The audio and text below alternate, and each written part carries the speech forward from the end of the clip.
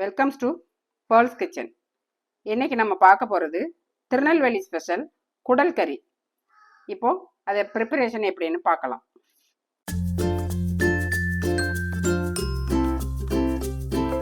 Welcome to pearls kitchen. இன்றைக்கி நம்ம என்ன பார்க்க போகிறோம்னா திருநெல்வேலி ஸ்பெஷல் குடல் கறி எப்படி வைக்கலான்னு பார்க்கலாம். அதை பார்க்கறதுக்கு முன்னாடி ஃபஸ்ட்டு குடலை எப்படி க்ளீன் பண்ணணும்னு பார்க்கலாம். குடல் வந்து இப்போல்லாம் கட் பண்ணியே தான் கிடைக்குது. இதை வந்து முதல்ல இப்படி கைட்டே நல்லா பிசைஞ்சு ஒரு 4-5 முறை நன்றாக கழுவணும். இப்போ கழுவுறதுக்கு உங்களுக்கு வசதியாக என்ன பண்ணலாம் அப்படின்னா, இந்த மாதிரி ஒரு கூடை, காய்கறியெலாம் நம்ம கழுவுற கூடையை நம்ம யூஸ் பண்ணிக்கலாம். இதில் நம்ம இப்படி ஊற்றணுன்னா கழுவி அதை ட்ரைன் பண்ணுறதுக்கு வசதியாக இருக்கும். இந்த மாதிரி கழுவிட்டு அப்புறம் வந்து அடுப்பில் கொஞ்சம் நேரம் சூடு பண்ண வைக்கணும். கொஞ்சம் நேரம் சூடு பண்ண உடனே இது எல்லாமே வந்து நல்லா விரிவாக விரிஞ்சு கொடுத்துரும். திரும்ப ஒரு 5 டைம்ஸ் நம்ம வந்து கழுவி எடுத்துக்கணும். கழுவுன குடலை குக்கருக்கு மாற்றிட்டோம். இப்போ இந்த அளவு இஞ்சி பூண்டு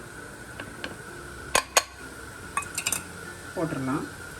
அடுத்து இவ்வளோ வெங்காயத்தை எடுத்து சிறிதளவு மஞ்சப்பொடி கலந்து அரைச்சி அதில் கலந்துக்கிறோம். ஒரு கையளவு வெங்காயம் எடுத்துக்கிறோம். சிறிதளவு மஞ்சப்பொடி கலந்து அரைச்சி அதில் கலந்துக்கிறோம். வெங்காயம் மஞ்சள் அரைச்சாச்சு. அரைச்ச விழுத குடலில் கலந்து நன்றாக வேக வச்சுக்கிறோம். குடல் நல்லா வெந்தாச்சு. இது கூட மசாலா, இந்த மசாலாவில் என்ன கலந்துருக்கு அப்படின்னா, 1/2 கிலோ வத்தலுக்கு 1 கிலோ மல்லி கலந்து திரித்து வச்சுருக்கிறேன். இந்த பொடியை வந்து ஒரு 2 ஸ்பூன் பொடி போட்டு கலந்து நல்லா கொதிக்க விட்டுறலாம். உப்பு தேவையான அளவு உப்பும் போட்டுடலாம். இது கொஞ்ச நேரம் கொதிக்கட்டும். நான் கலந்த மசாலா பச்சை வாசனை போயாச்சு. அடுத்து இதில் கலக்கிறதுக்கு தேங்காய், சிறிது தேங்காய் எடுத்துட்டு அது கூட ஏலம், பட்டை, கிராம்பு, பெருஞ்சீரகம், கசகசா இதை இதோடு சேர்த்து அரைச்சி எடுத்துக்கலாம்.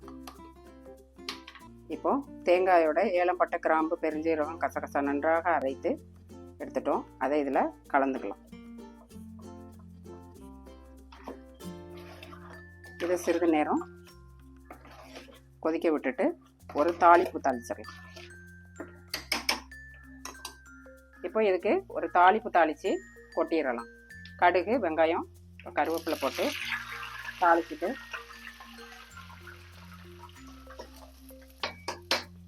கொட்டிடலாம். அவ்வளோதாங்க, நம்மளோட சுவையான குடல் கறி ரெடி.